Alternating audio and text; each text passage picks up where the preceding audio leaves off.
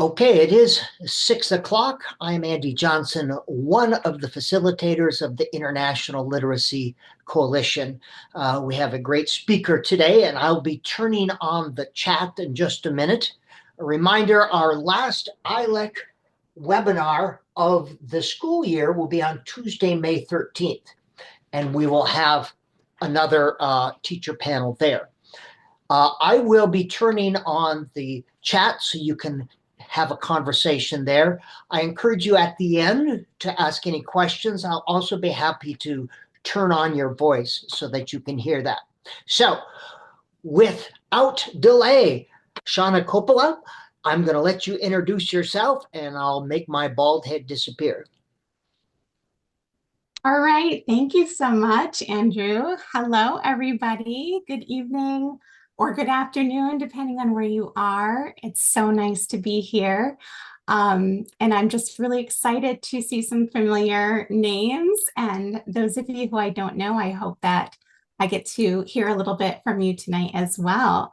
As part of my introduction, is part of my slides. But before I start my presentation tonight, I just want to let folks know that my sweet little baby dog just had oral surgery today. It was postponed from another date. So she's sitting sort of at my feet moaning, coming off the narcotics. And so at some point, my family will come home and we'll take her.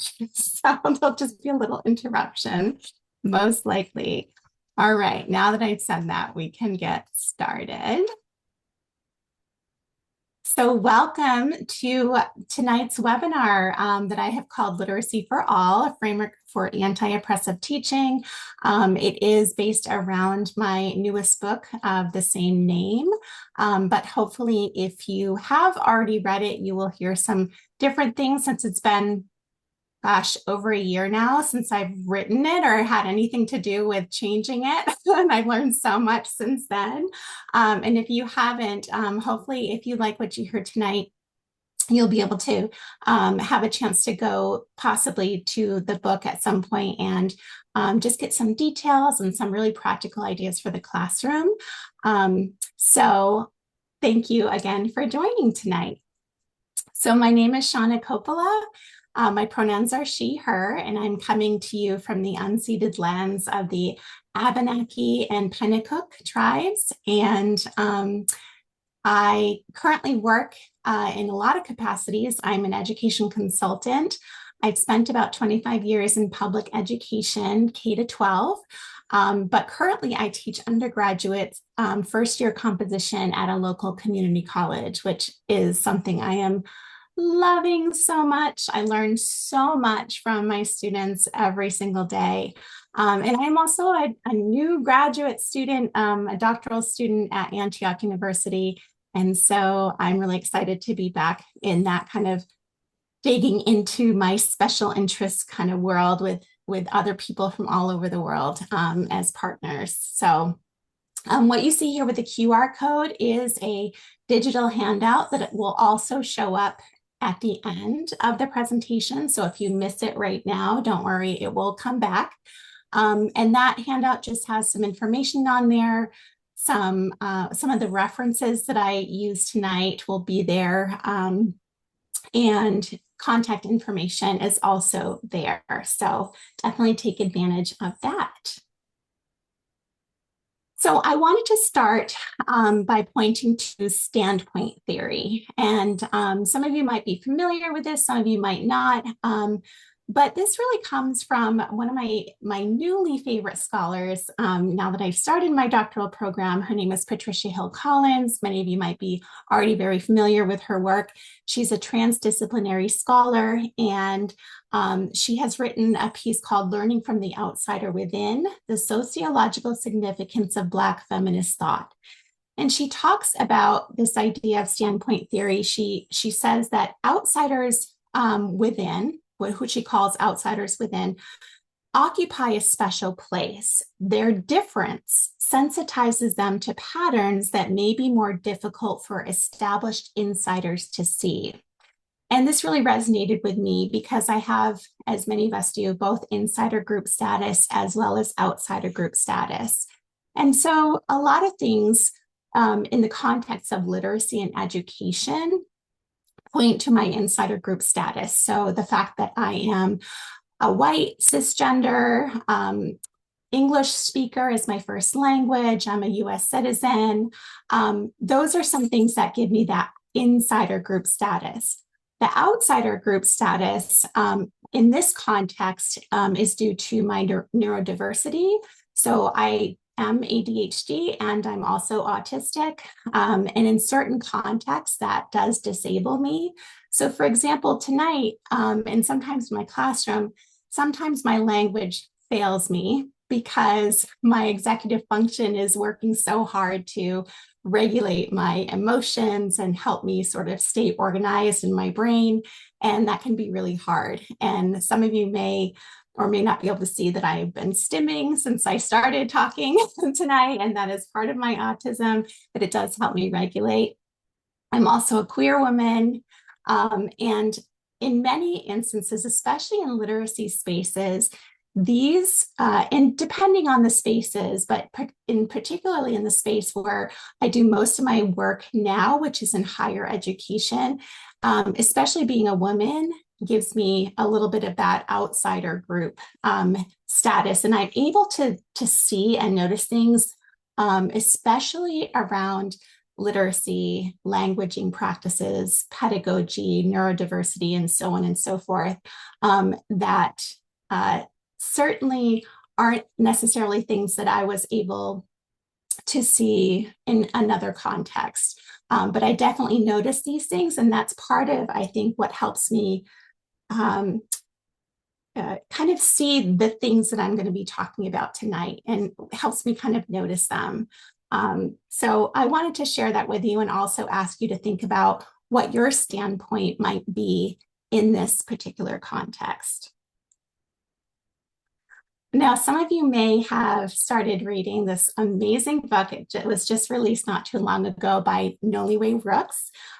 She has written many other things that I love. And her latest book, Integrated, traces the impact of school integration or school desegregation and integration through the story of her own family through 4 generations. And I wanted to start with her because in chapter 1 of this book, she describes a 2021 lawsuit filed on behalf of several students in New York City. And this lawsuit explicitly names the educational, psychological, emotional, spiritual, and physical harm that so many students were subjected to in their K-12 experience as a result of the inherent racism that was part of their educational experiences. And she says that the type of racism that the lawsuit described was not about an individual who held discriminatory thoughts and intent. It was not about a particular teacher who blocked a student's access to a special program, but rather it was about an entire system designed to deliver subpar educational experiences to children, in this case, who are Black and Latino. And I just thought that was a really important quote to use to kind of frame this entire webinar tonight, because that's really what my framework that I'm going to talk about is about. It's not about the individual necessarily, those individual instances, but really the system itself, and especially the more implicit aspects of our schooling and our literacy pedagogy practices and policies that really tend to harm. I guess there's no other word for it. And so I wanted to start with that because as I was reading that first chapter, I was like, oh, this is exactly, and this is why I love her work, because what she says so resonates with me so often. So before I share a little bit about the framework just as a whole, I just want to say that this framework is really just a starting point for creating less oppressive and more liberatory literacy experiences for children and youth. It's obviously not the end all be all. I would say that it's necessary, but not sufficient to dismantle or start to dismantle the kind of system that Rooks and other people describe. So the framework, because I wanted something visual to share with folks, these things, these principles that are part of the framework are compartmentalized, but they really are tangled up together. And sometimes it can be really hard to piece them out because they're so tangled together. But I did my best to kind of compartmentalize them so that I can talk about aspects of our literacy pedagogy that fit sort of under these principles and that we need to keep in mind so that together and holistically we can start to work toward a more anti-oppressive literacy pedagogy. So the pieces of the framework that I feel that educators need to really embody, they need to both recognize and also seek to educate themselves, their students, and others around these key principles. So the first one is that literacy involves both cognitive processes and social practices. And a lot of these are going to sound really sort of what a lot of folks call common sense. I've started to call it holistic sense because things that are common sense to some are not common sense to others. And I think it's important to name those things so that we're all clear about them, even if we think, well, we should all know this anyway. The second one is that identity and literacy are inexplicably linked together. All human beings engage in literacy and language practices that are both valid and valuable. Meaning making occurs within a variety of equally valid communicative channels or modes. And literacy can be used as a tool for liberation as well as a tool for oppression. So I'm going to start with the first one here. And I think for the most part, I kind of go in order tonight. But as I talk a little bit more in depth about each of these principles, I want to ask you to keep this question in mind. Where does literacy oppression hide despite our quote unquote best intentions? And throughout, I'll give some examples of where I have found that literacy oppression tends to hide the most and give some examples of my personal experience as well as those of other scholars whose shoulders I stand on and who I'm in community with around this work. So let's start with the first one. Literacy involves both cognitive processes and social practices. So researchers within some scientific disciplines claim the following. One is that our brains are hardwired to learn language. And I have some citations there, but there are many others within certain scientific disciplines who claim this. The second is that our brains are not hardwired to learn to read printed text. The third is that humans share some common in-the-head processes when learning to read and write this printed text. And what tends to go unsaid and sometimes therefore unnoticed is that these claims are, for the most part, as many of you know, these claims are based on research with neurotypical subjects for the most part, and also monolingual subjects as well, especially people who their first language or their language, their first or their only language that they can speak and write in fluently is one that has an alphabetic orthography like English, like French, like Italian. And these claims and sort of putting all your eggs in one basket, so to speak, around these claims really represents the autonomous model of literacy that Brian Street talked about in his work. And he, for those of you who aren't familiar with his work, he was a British anthropologist and professor of language. And the autonomous model or autonomous conceptions of literacy really, I think, maintain an insidious hold on educators and policymakers. And he talks about how this autonomous model, which is autonomous in a sense of any kind of ideology or value or belief system, this idea that it's subjective and neutral, tends to uphold oppressive systems by legitimizing the occlusion of access to quote unquote academic spaces for people with diverse life experiences. And in this case, for people with diverse language and literacy practices.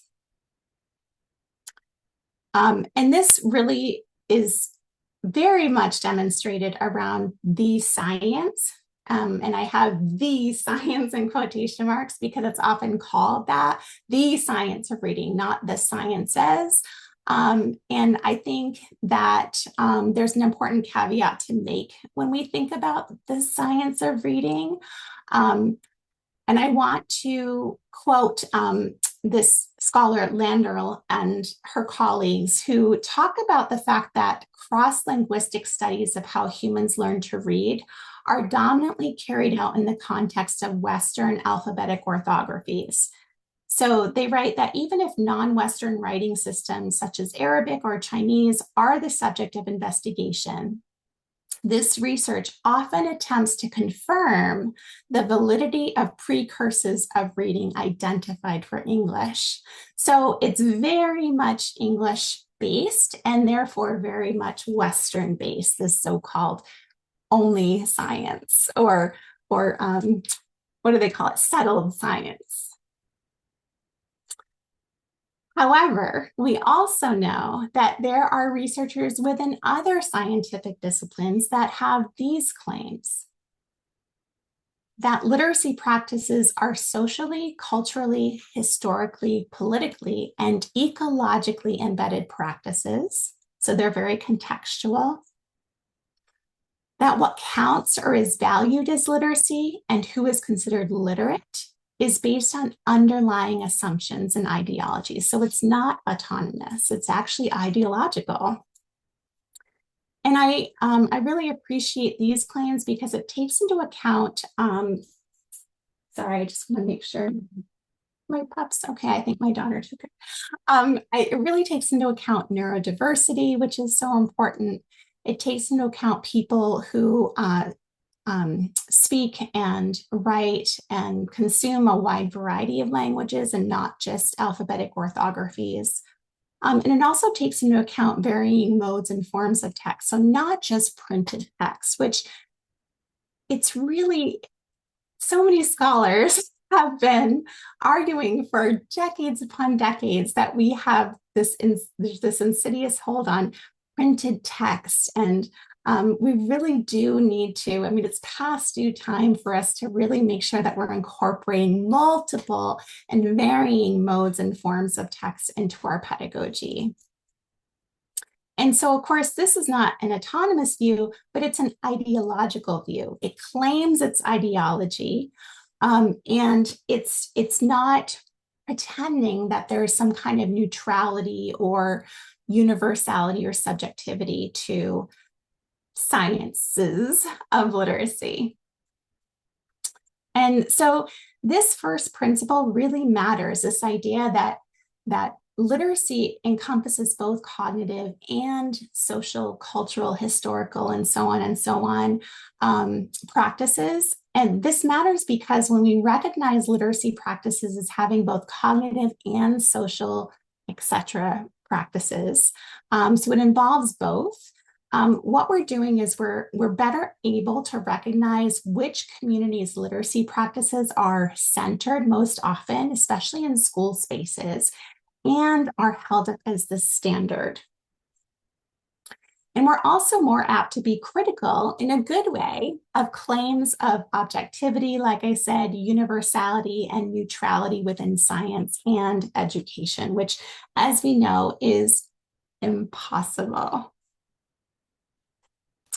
A couple of other reasons why this principle matters, and it's important for us to, I guess, not just say, oh, yeah, I agree with that, but to be very vocal about it and to be explicit about it, is because this can also help us and our colleagues acknowledge, and our students acknowledge how dominant literacy practices impact which literacy practices are most often taught and assessed in school spaces, how literacy practices are often taught and assessed, and who that privileges, and who is most often identified as being quote unquote proficient or literate. So, just because of the time, I'm going to move a little quickly, but this will be as it is being recorded, so you can always go back and pause and kind of think through these a little bit more, not so quickly. But the second principle in my framework is that identity and literacy are inextricably linked. And again, this is one of those things that a lot of folks, especially those of you here tonight, would say, well, of course it is. But it's something that I think we really need to be more explicit about. And so I want to talk a little bit more about this next. So what I'm going to do is I'm going to ask you, and you may have done this before in a different context, but I'm going to ask you over the next, let's say 30 seconds, I'm going to ask you to complete the sentence stem that's at the top of this slide, I am. And I want you to use whatever phrases or words pop into your head. So when you think I am blank, I want you to list as many thoughts as you can. Don't stop to judge your thinking or to evaluate it or to think, is this what Shawna is asking? Is this the right way to do it? Just concentrate on eliciting as many personal responses as possible. So I am what? Just list as many as you can.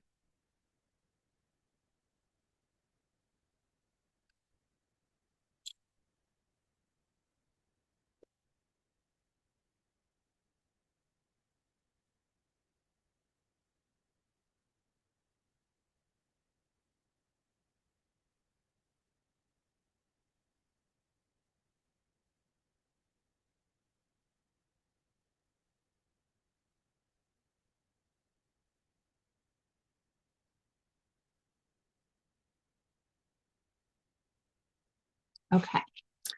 So this is from, and many of you may have heard this already. This is a pretty common sort of exercise. I've done it several times in different contexts with different facilitators.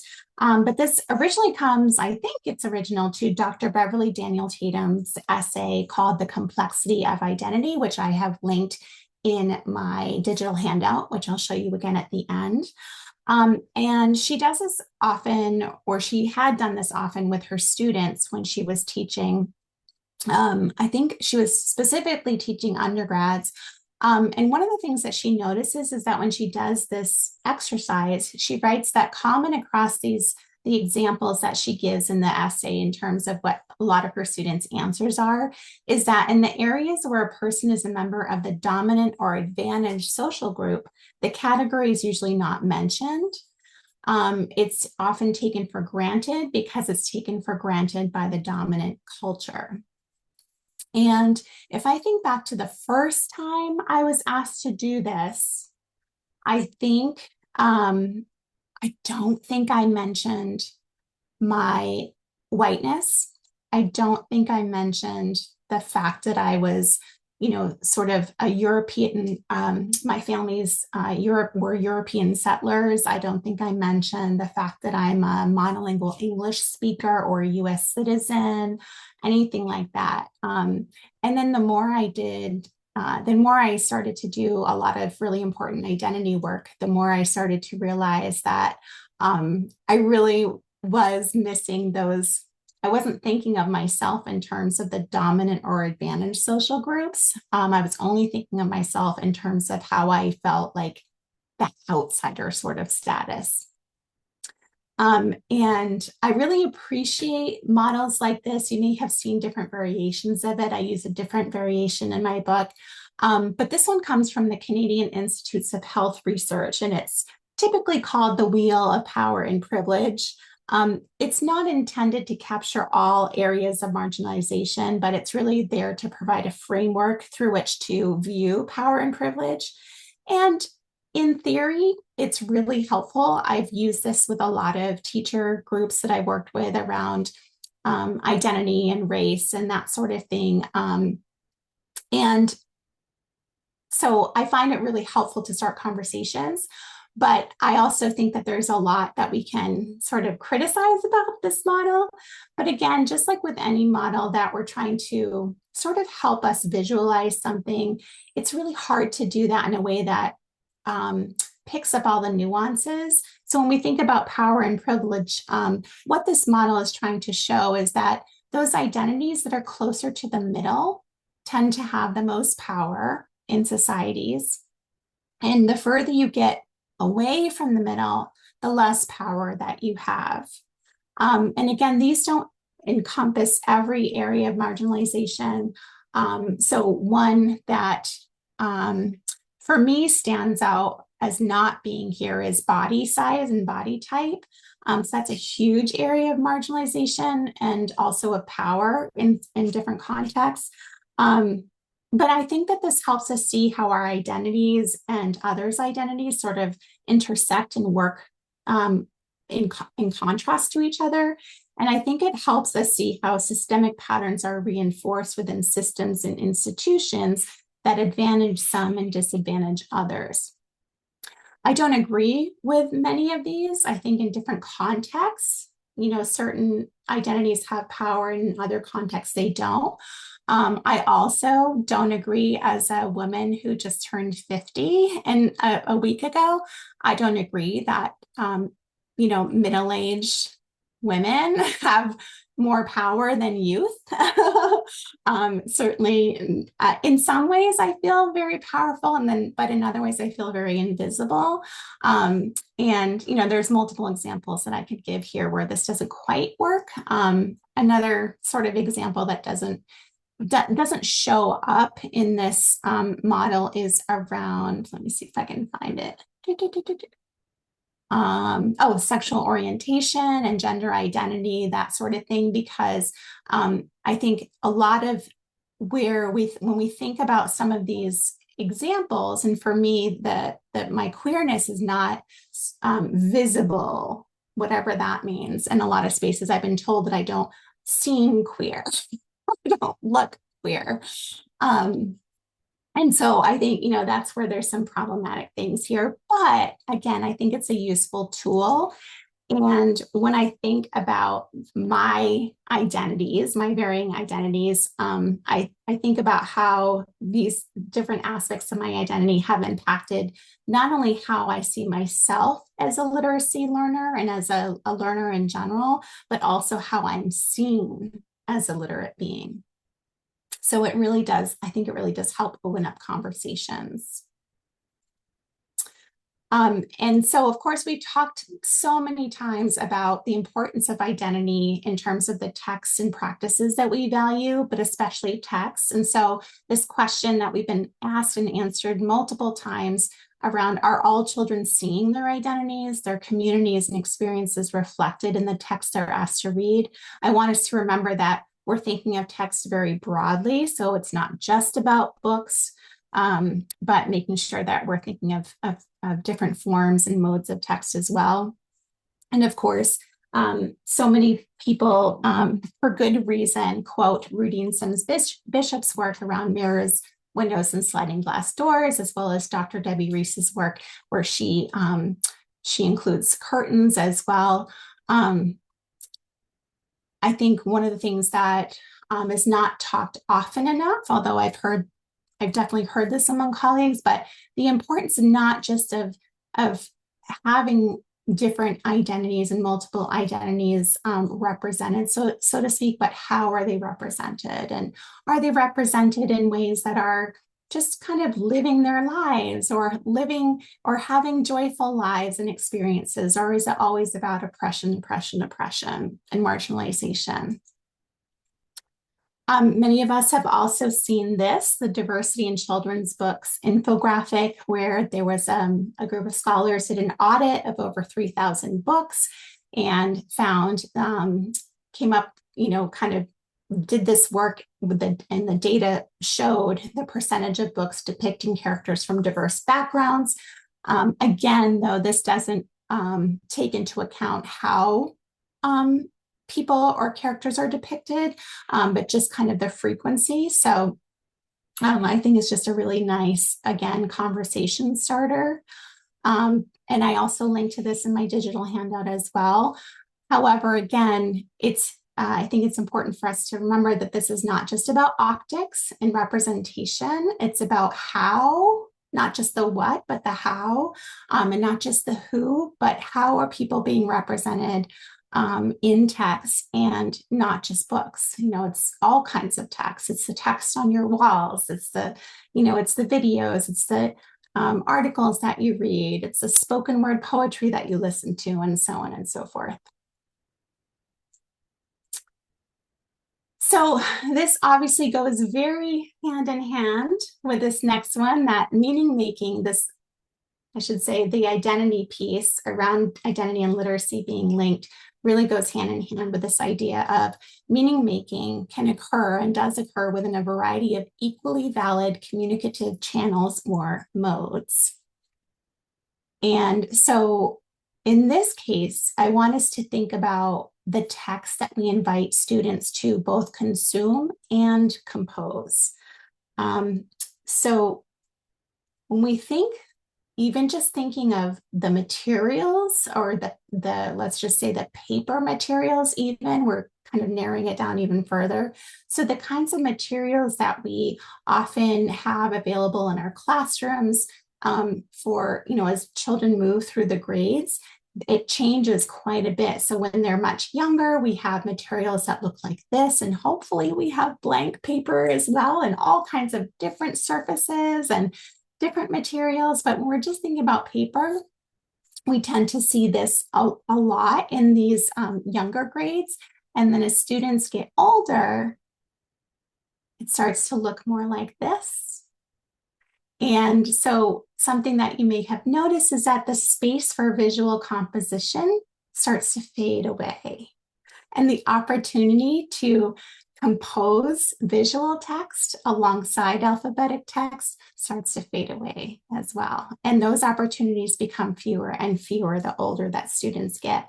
So it really speaks to the dominance of print-based text. But I think it also, in some ways, just with the composition book and the blue book, it speaks to the dominance of essayist forms of writing, composition.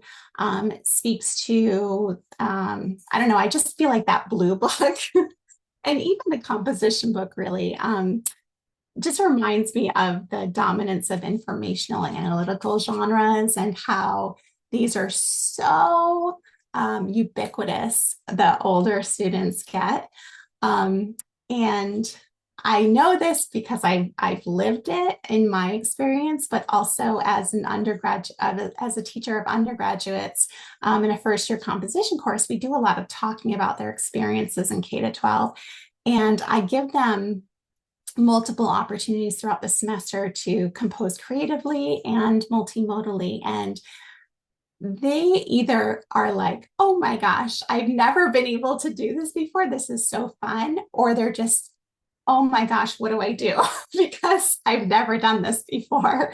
So it's really fun. And I try to, give them an opportunity, because their worlds represent multimodality. They see multimodal forms all over the place. And so I think it's really important to obviously give them chances to compose and consume them as readers and viewers.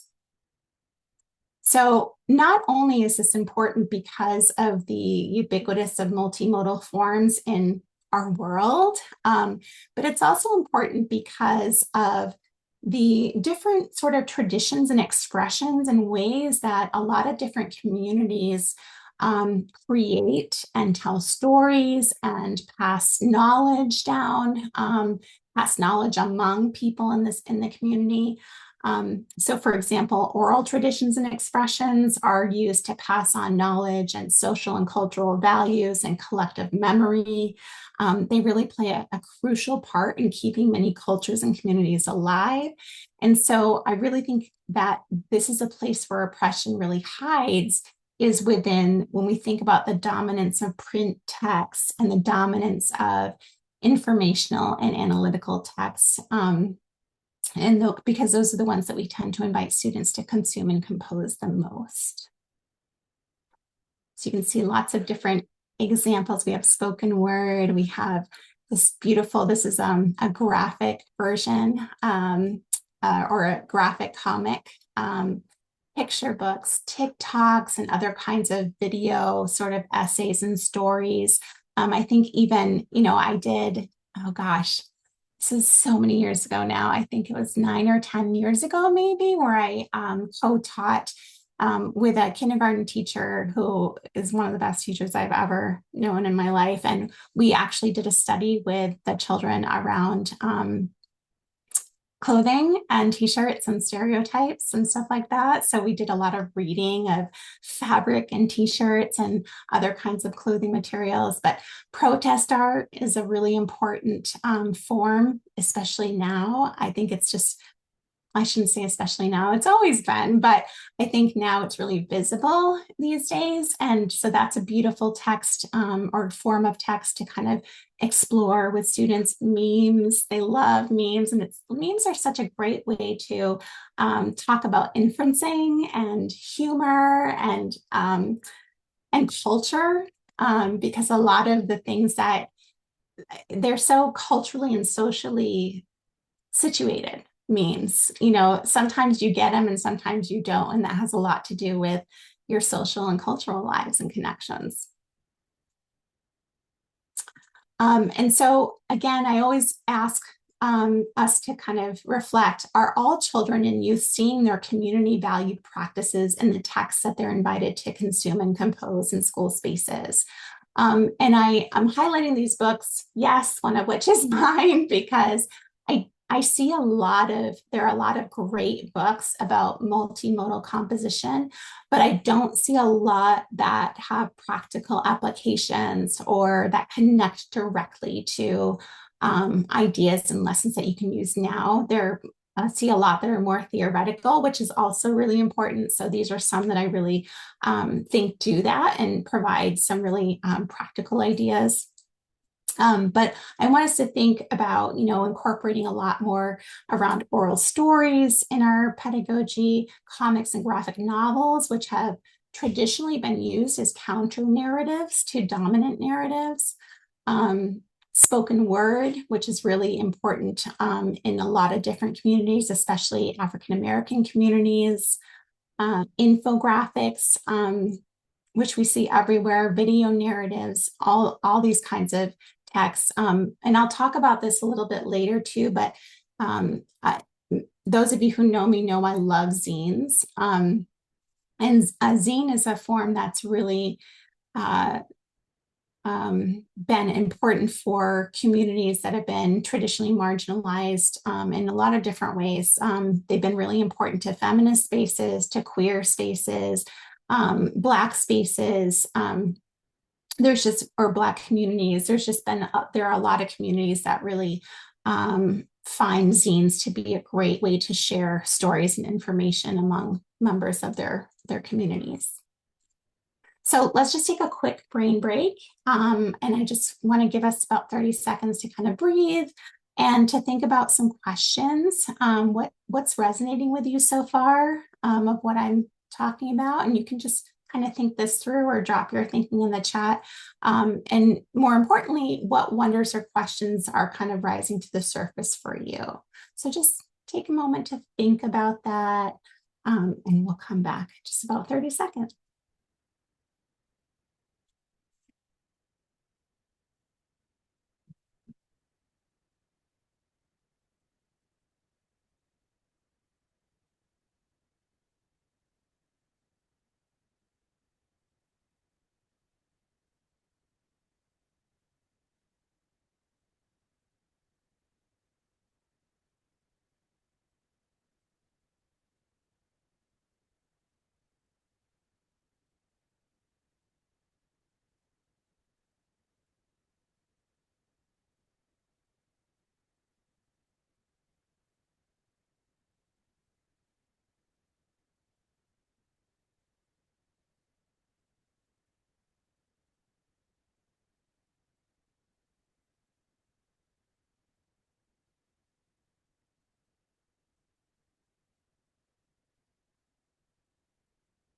All right. So we will keep going, but definitely there will be opportunity at the end to ask questions or share your thinking or anything that's resonating with you. So let's talk next about how all human beings engage in literacy and language practices that are both valid and valuable. I want to start with a meme that some of you might be familiar with and some of you might not be. So again, memes are very, like comics, are very socially and culturally situated. So if you don't know Family Guy and you don't know this episode, you might not get the meme, but you might also be able to infer what the meme is saying here. So when we think about language and literacy practices, and the ones that we value over the ones that we tend not to, or the ones that we tend to ignore entirely, or position as sort of a deficit in school spaces. This is so obviously tied to race, ethnicity, culture. And so this particular meme, this is called the Family Guy skin color meme. If you look it up, you'll see lots of different versions of it. I always find it to be ironically kind of, I think memes and creating memes is a really great way to let off steam with a little dash of humor. And this one comes from, like I said, the animated show Family Guy, which is a satire. It's a satire, a satirical animated show. And in this episode, a toll booth worker holds a skin tone chart up to Peter Griffith, the main character, to determine if he's white enough to pass through to the United States. And so I want us to think about this in terms of language and how we position language and who is called certain things, who is called what, how we frame being multilingual or bilingual, depending on your skin color, your ethnicity, your cultural status. And I just think it's an interesting sort of way to think about this particular aspect of the framework. Two of my favorite scholars that do a lot of work in linguistics and sociolinguistics in particular, Dr. Nelson Flores and Dr. Jonathan Rosa. One of the things that they do so much great work together, but one of my favorite quotes from them is that for students of color, the goal of language education is often the mastery of mainstream spoken and written language norms. And they say this is one of the ways in which the thinking that students of color should conform to white middle-class social norms and identity representations persists in school spaces. So it's just one of the ways that this persists, and one of the ways that we position language and which languages are centered or held up as the norm are really oppressive. They're one of the ways that you can see the oppression very explicitly in some respects and very implicitly in other respects. One example I'll give is a school I was working in a couple of years ago. And one of the first things when I asked them to tell me about themselves on the first day, I think I spent a few days with them twice throughout the year. So I visited them twice and spent a couple days with them.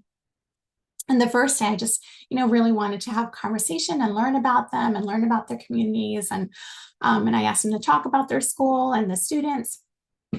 And one of the things that they said right away was they were so proud because they said something like in the student body, there were, I think, over 20 languages represented. Excuse me for a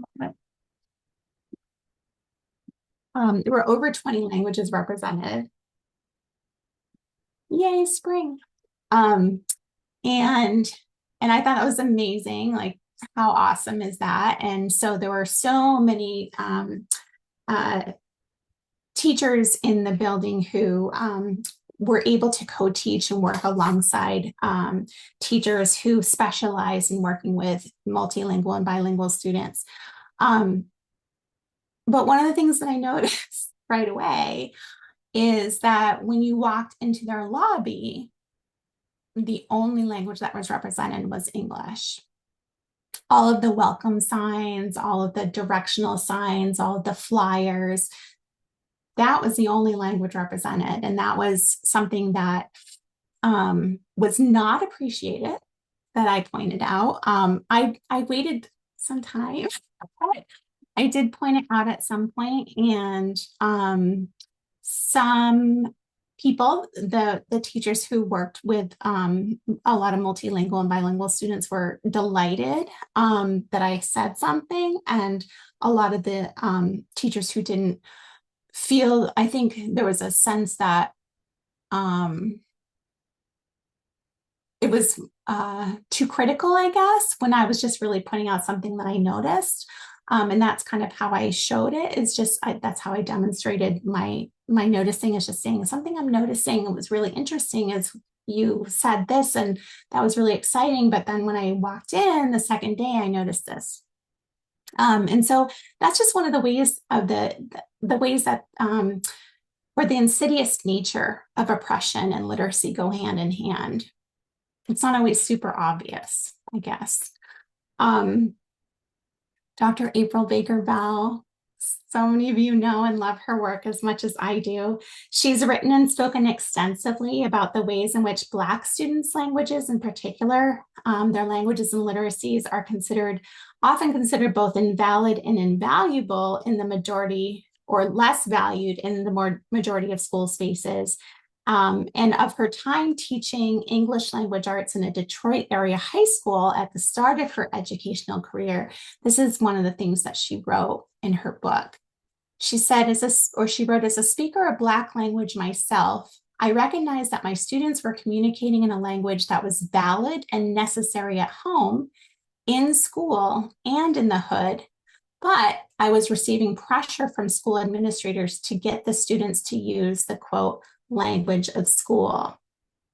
And so, like I said, I think this is one of the ways that oppression can really hide, is through these kind of, what's the word for them?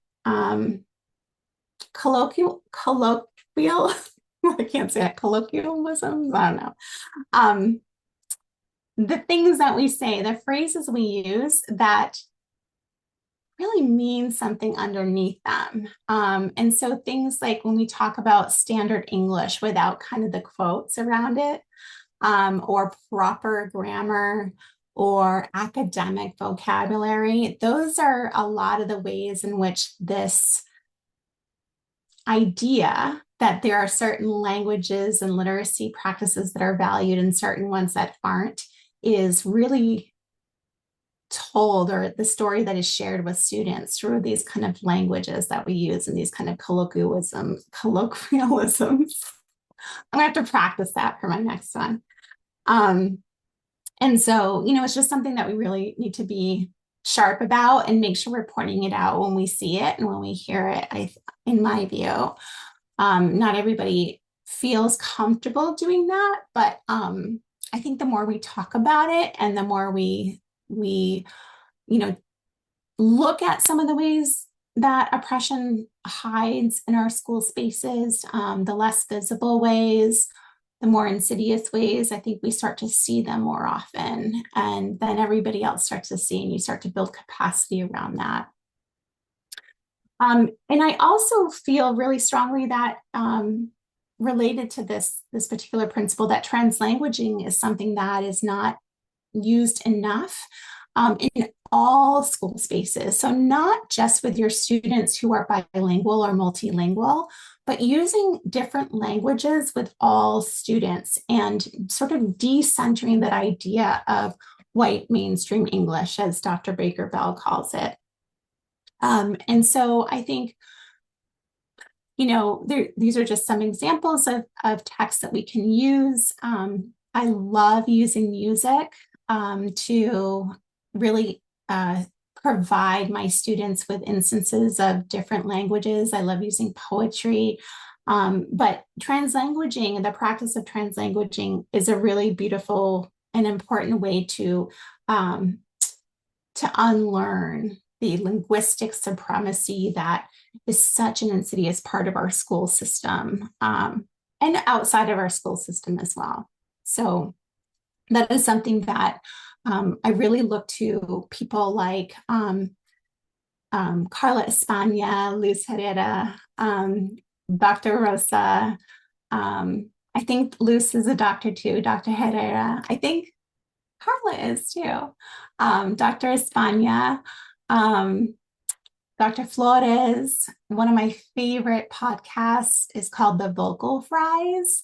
And if you're interested in different languages and language oppression, that is a wonderful podcast to start listening to. And they often talk about translanguaging. So it's just something that I really am excited to continue to learn more and more and more about. But I think we all need to engage in this work and encourage our students to use their translanguaging, um, especially our multilingual and bilingual students.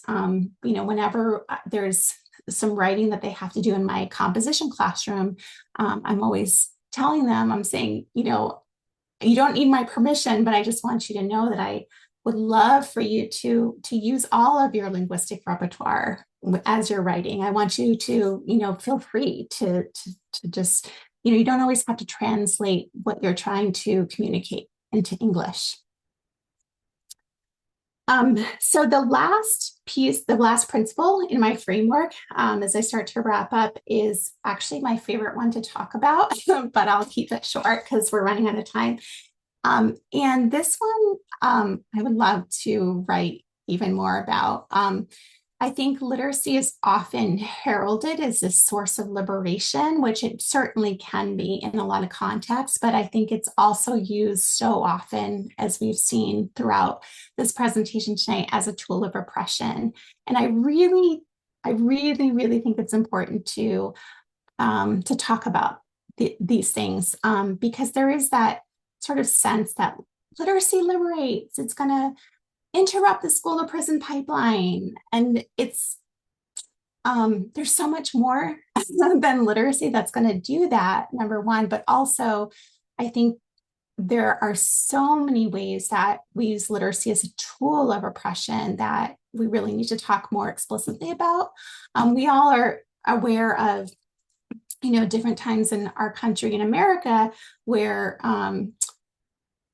literacy, anti-literacy laws were used, the rise of anti-literacy laws in the 19th century in particular to prevent African Americans from learning and speaking English, from learning to read and write English. The Chinese Exclusion Act was part of this entire wave of anti-immigration, and obviously Indian boarding schools was another area where people were just their literacies and languages were completely just oppressed and marginalized. This picture is so interesting to me because obviously English only laws is a part of that, using literacy as a tool of oppression. I always look at this guy right here. He's so angry. What is his, like, it's just like, why? I don't understand it. And of course, this is brand new, March 2025. This presidential action of designating English as the official language of the United States. It's just, there's so many ways that we use English as an assimilation tool, as a tool of oppression in particular, that most of us are aware of. But I think that there are so many more unspoken and sort of less visible ways that we use literacy as a tool of oppression. So obviously, I'll skip through. I have some slides around book bans. I'll kind of skip through that, but I did want to speak specifically to this whole idea of back to basics, because these are just coming from some really recent headlines around the importance of bringing education back to basics. And I think that in terms of literacy, especially, is a way to, it's a harmful rhetoric, because, we're just looking through these particular recent headlines, and there are so many more. But I think what's really important about this idea of back to basics is something that Anne Haas Dyson has said before, and she has so many books, but I chose three to show you. But she points out that literacy instruction focused on the basics is the most visible in schools serving low-income children. So when we talk about the need to go back to basics, oftentimes the students who get the very basics of literacy education are Black and Brown children. And this was also referenced in the recent Rethinking Schools piece by Ferguson, Rabinowitz, and Tondreau, when they write that multiple conservative parents' rights movements have argued that the, quote, failure of balanced literacy is evidence of the failure of progressive education, and a back to basics approach is the solution. They say this parallels the rhetoric of Make America Great Again, advocating for a return to a curriculum that centers dominant white Christian ideologies. So I think we have to be really careful when we hear back to basics. It's one of those dog whistles. We should be like, because that's often hiding, or maybe not so well, that doesn't hide it very well if you're used to the rhetoric of back to basics. But for many people, they're not aware of how that rhetoric, where that rhetoric comes from, and who is most often kind of saddled with back to basics education, and what that means in school spaces, especially around literacy. So I'm going to skip through the book bans. We've talked about book bans so many times, but I just want to take a couple minutes to talk about literacy as a tool for liberation. Obviously, there are so many ways that literacy is also a tool for liberation that we need to celebrate. I mentioned zines and how queer zines, especially during the 80s and 90s with the rise of the AIDS epidemic, offered so much more than just queer creative content, but they were acts of protest, they were acts of activism, they were acts of preservation and communication as well. I think literacy is also used as a tool for liberation when we think about Indigenous language revitalization projects and processes. And this lovely woman right here is UC Davis professor Inez Hernandez Avila. And she has a public impact project that she's been working on for years around the endangered language of Nimipu Matki, not Matki.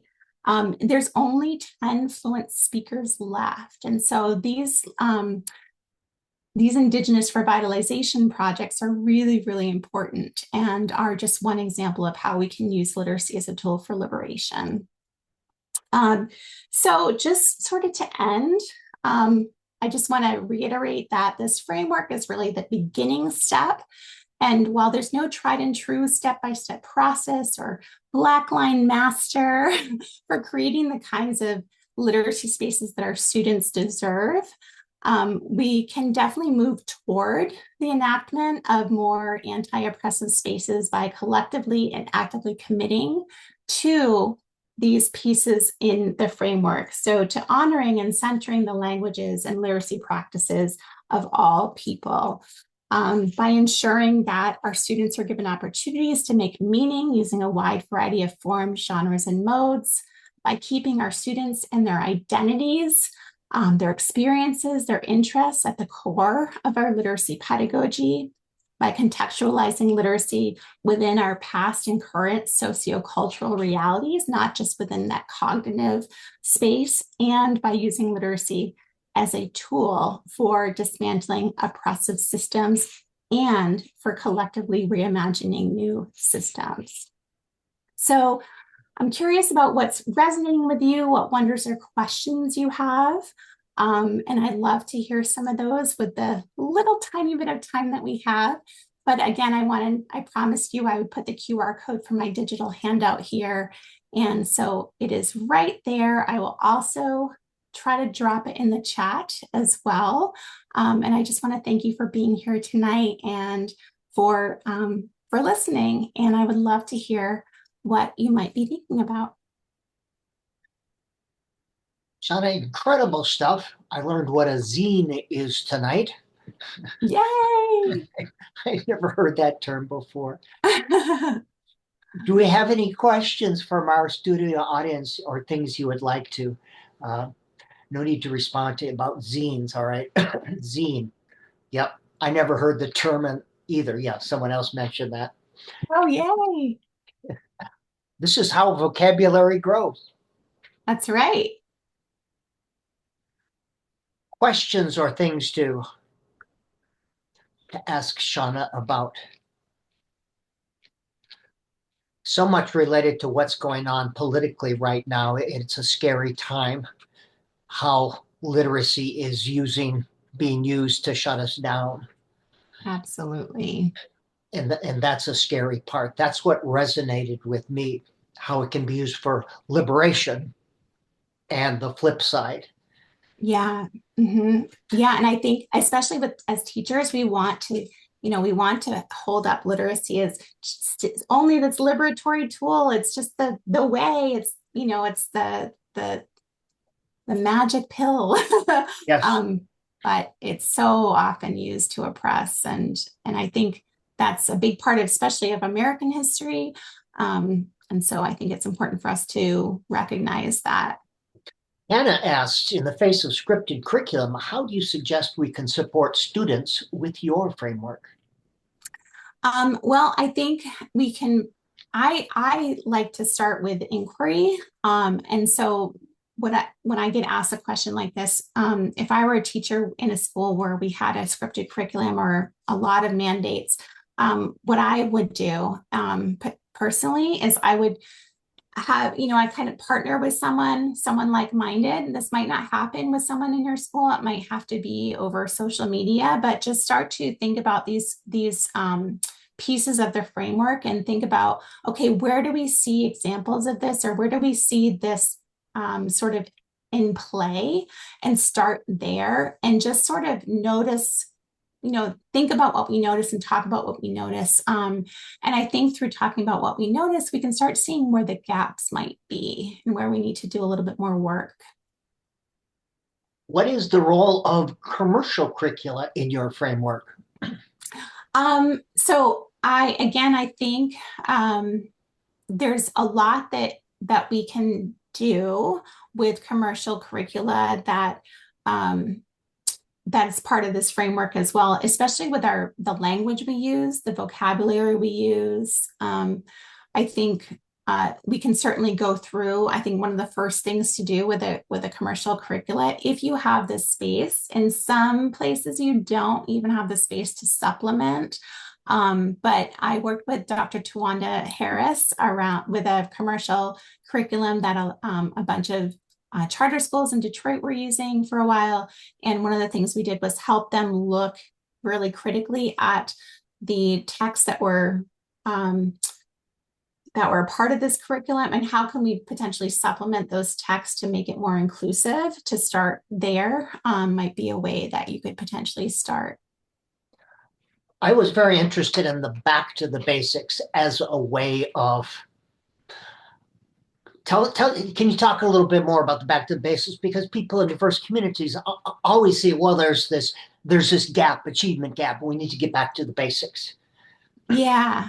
I mean, I think so one of my favorite things to do. So of course, inquiry is, whenever I have a question like that, I just sort of start exploring. And one of my favorite things to do is by looking at old newspapers and old newspaper headlines, and looking at when has this back to basics language been used. And it's literally, so for as long as we've had school, there's been a call for back to basics education.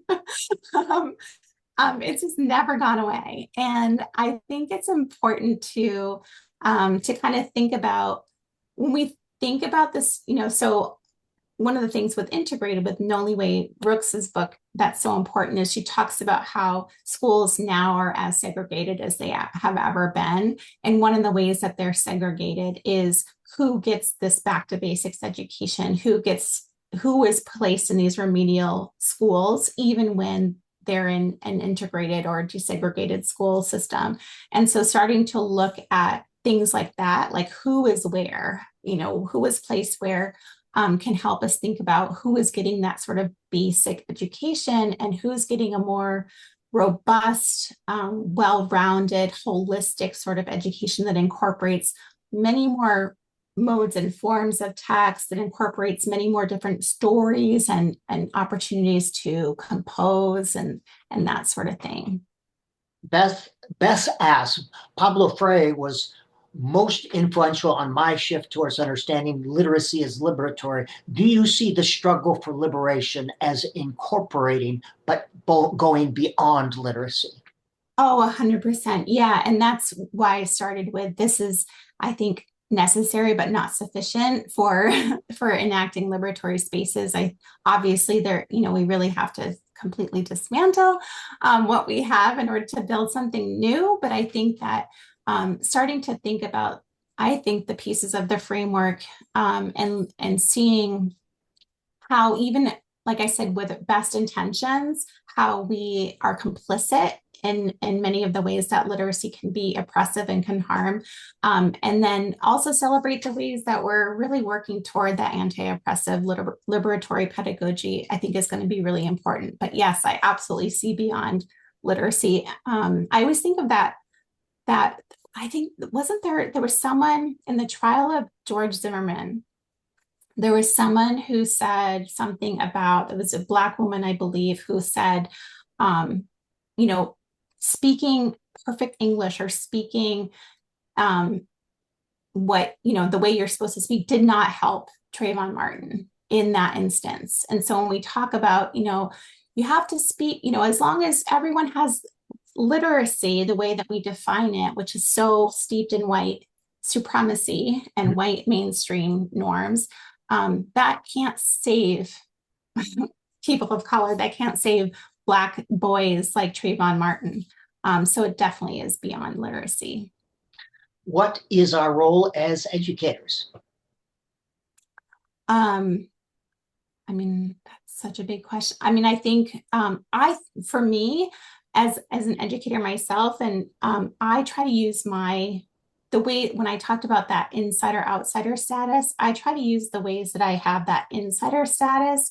So my whiteness and um, my very less visible, like I don't present as um, someone who might feel oppressed in certain situations. I don't present as having a disability, whatever that might mean. And so I try to use my social and cultural capital as much as I can to push back as much as I can.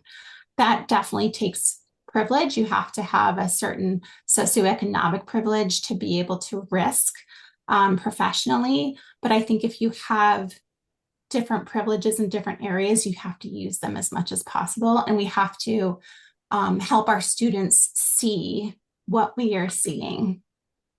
I liked how you said how your disability only shows up in certain situations. Mm-hmm.